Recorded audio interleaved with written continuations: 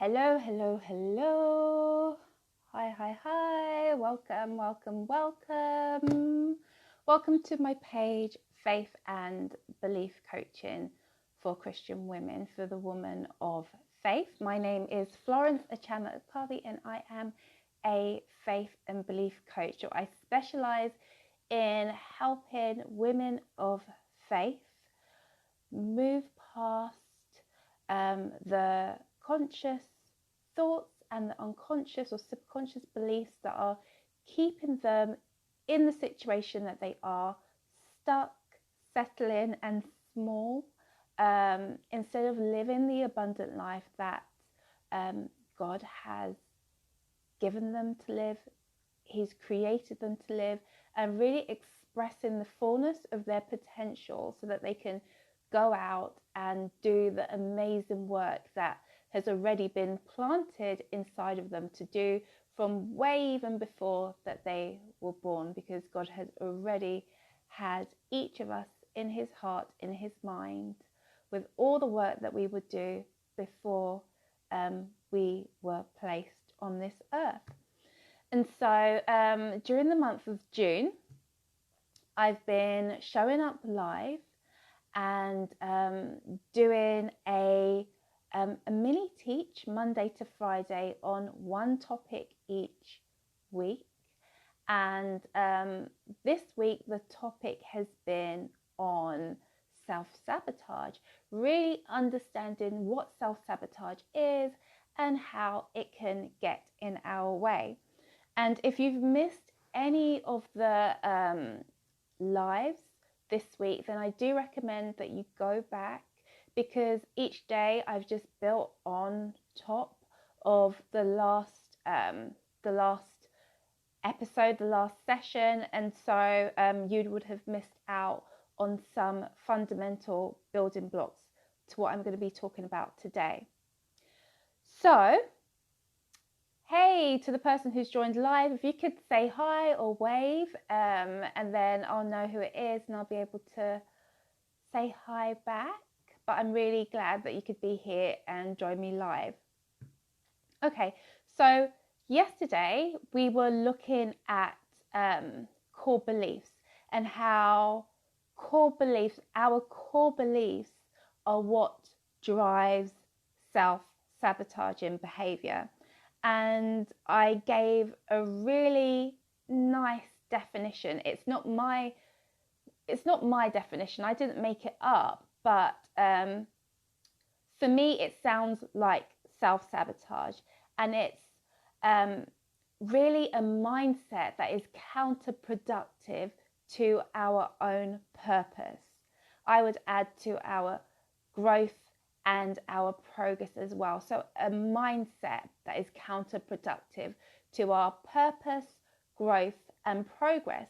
And I spoke about how when we think about self-sabotage, we don't often think about it as a mindset issue. We focus on the behavioral aspect of it more than anything else.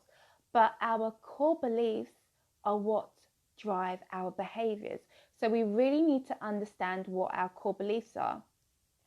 And so yesterday I went over 5 of the common core beliefs that people hold.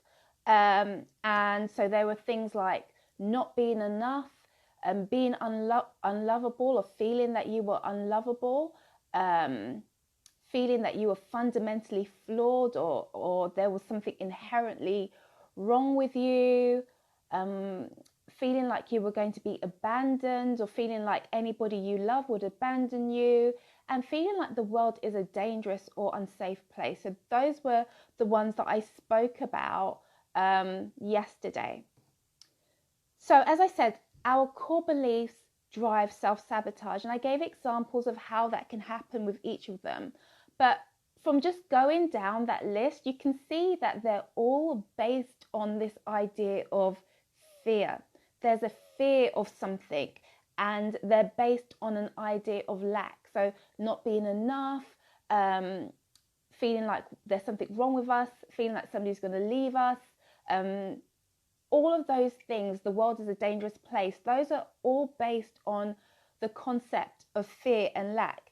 And when I think about that, it really reminds me of a scripture that says, where there is fear, there is torment, or there is no fear in love, because perfect love casts out all fear, and fear has torment, or fear comes with punishment. And this is a really interesting thing, because when we think about where core beliefs come from, generally they come from our early childhood experiences.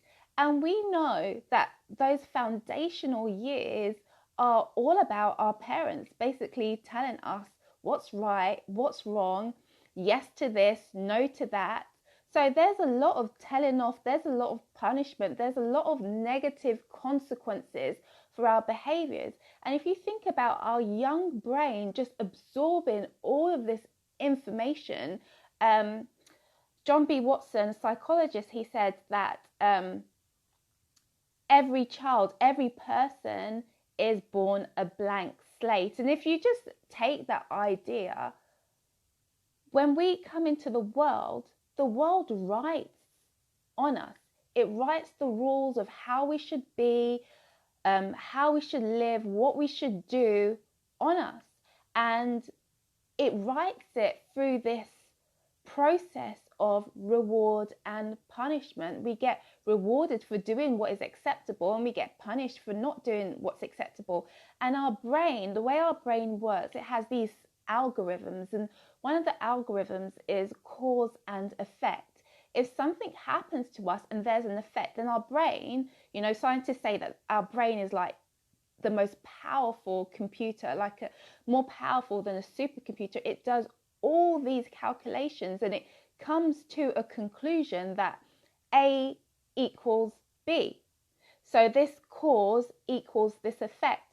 And so our core beliefs are actually an amalgamation of all these early childhood experiences. And often what happens is that there is a strong emotion tied with a particular event. So we've done something, and we've been punished, but that has caused a really strong, significant emotional impact on us. And it's been so upsetting for us, so threatening to our young self. And if you think about a child growing, they don't have that strong sense of self. And so when the people that we look up to as, the ones that are supposed to be there to protect us, when they tell us off, or when we are punished by them, that is threatening to us. And so we develop this part of our subconscious, which is really there to try and protect us from ever being in that situation again that would cause us to feel like we were losing love, or to cause us to feel like we were inherently wrong, or to cause us to feel like the world is a dangerous place. And so if we develop these core beliefs then that say, I'm unlovable, or I'm wrong, or the world is a dangerous place, then the purpose of those beliefs are actually to safeguard us from ever being in situations that could make us come face to face with that horrible emotion that we experienced when we were young. So fundamentally, that is what drives self-sabotaging behavior. The idea that we don't want to, on a subconscious level, go back to that significant emotional event again and feel the way that we did back then. And so it does everything in its power to say, no, I'm going to keep you from that because that was really horrible for you. And we can see how this might work out. If you think about your own examples in life, maybe you can see this really, really clearly. But sometimes it's a lot more subtle. And I'll tell you why. Because a lot of the time, we're not even aware that we're self-sabotaging. we've gotten so used to doing what we do that we're not aware of it. The only time when it becomes an issue for us is when it becomes painful, is when it becomes uncomfortable, is when it's having a knock-on effect on our life. But until then, we're quite happy to have these beliefs going on in the background, driving our behavior, driving our emotions, until they come in opposition to what we want to achieve, the goals that we want. And that's why it goes back to that earlier definition that I gave, a mindset that is counterproductive to our own purpose, progress, and growth. So obviously we need to do something about this counterproductive mindset, but understanding that the reason for its existence isn't to destroy you, but in a sense it's dysfunctional, so it kind of is, but that's not its reason for being there. The reason for it being there is to protect you. And when we understand that, we can come at it from a different light. And so you may notice it coming up in a couple of ways. And there are two main ways that it might show up for you, is shame and guilt. So shame tells us that I am wrong. And guilt tells us that something that we've done is wrong. So obviously when we think about shame and guilt, those are emotions that we experience. And our emotions and our thoughts go hand in hand. So I'm going to ask you to pay attention to your thoughts, your behaviors, your emotions, and think about whether it's actually taking you towards where you want to go, or whether that's taking you away from where you want to go, because this will be the telltale about whether you are self-sabotaging or not. And I think sometimes there can be a lot of confusion, stuckness, uncertainty, insecurity, but it all boils down to the idea of not feeling safe.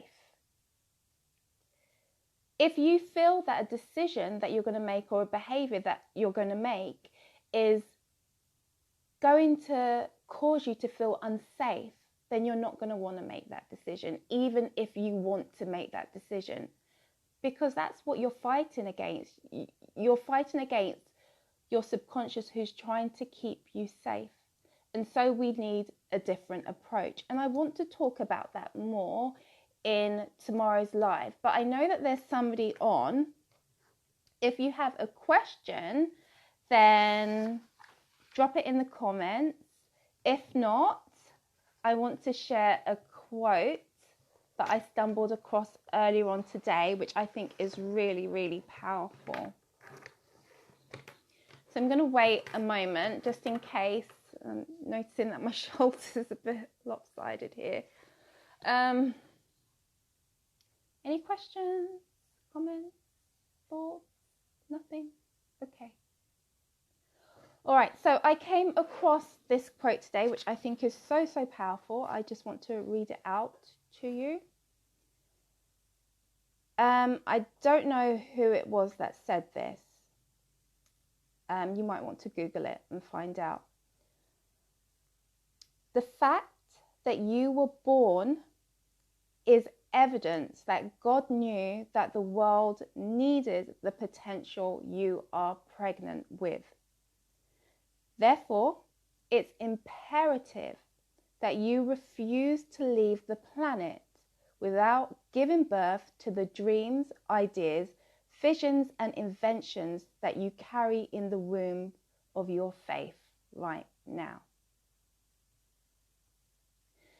That's really powerful, because it's this idea that God has created us with purpose and with forevision, knowing that we would fulfill a need on this earth.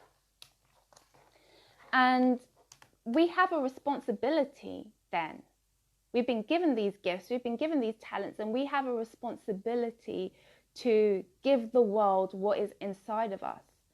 And so self-sabotaging goes against this.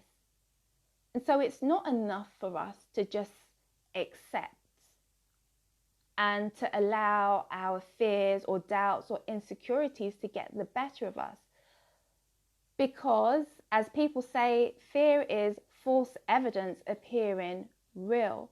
These core beliefs were developed at an age where we weren't able to properly rationalize properly. But as scripture says, guard your heart with all due diligence, for out of it flows the issues of life. We have a responsibility to ourselves, to what God has given inside of us, to preserve it in its entirety so that we can give it back out into the world again. So that's one of the reasons why I am so passionate about the work that I do, because we don't settle, we don't get stuck or play small because we want to. Nobody ever does that. We are always constantly trying and pushing and striving to move forwards, because that's what every created thing wants to do. It wants to grow, it wants to expand, it wants to move forwards and flourish. But there are things that are holding us back that are really, really important for us to deal with if we are going to move forwards and do the things that we want to do. And I've mentioned this before, but out of all the different therapies that I've done, I've studied, I really knew that I needed to do something that works on the subconscious level, that works on these core beliefs and these limiting beliefs. And that's why I decided to go into studying cognitive hypnotherapy, which is very, very different from other types of hypnotherapy. And it's been so transformational and amazing for me as a person to develop that awareness of how I have been getting in my own way, even though I've done all of this personal growth work and personal development work. And so I want to leave this last thing with you before I go. It's not our thinking that gets us into trouble. It's what drives our thinking. So I want you to think about that. It's not our thinking that gets us into trouble. It's the things which drive our thinking. And if you have any comments, questions, if you're listening to the replay, please say hi. And I will say hi back, answer any of your questions, reply to any of your comments. Tomorrow, I am not on this page. I am in my group, the Liberated and Abundant Woman of Faith. So if you want to get the last part of this topic, then join me in my group at an earlier time of 6 p.m. UK time. I'll be there, and I hope that you'll be there too. Until then, take care, God bless, and I'll see you back here on Monday for our next topic. Bye.